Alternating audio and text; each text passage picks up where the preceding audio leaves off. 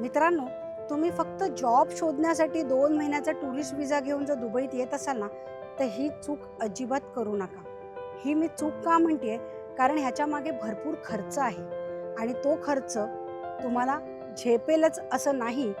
पण फक्त खर्च नाही आहे, तर त्याच्या मागे निराशा आणि डिप्रेशनही झेलावं लागतं. मी बऱ्याच लोकांना बघते, ते लोक 2 महिन्याचा टुरिस्ट विजा घेऊन येतात. जॉबची गॅरंटी कोणी देऊ शकत नाही.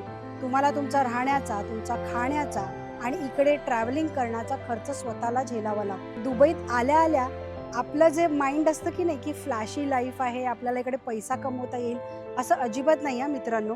कारण इकडे आपण इंडियामध्ये जे मेहनत करतो त्याच्यात 4 पटीने मेहनत जास्त आहे. का? कारण आपण घर सोडतो, आपण आपल्या नातेवाईकांबरोबर राहत नाही किंवा आपण आपल्या कम्फर्ट झोनमध्ये नसतो. त्यामुळे फार मोठ्या प्रकारचं एक बर्डन असतं की मला सक्सेस कधी मिळेल. अशा परिस्थितीमध्ये लोकांना जे मिळतील ते जॉब लोक घेतात आणि मग निराशवादी होतात, डिप्रेशनमध्ये जातात आणि दुबई सोडण्याचा लवकर निर्णय घेतात.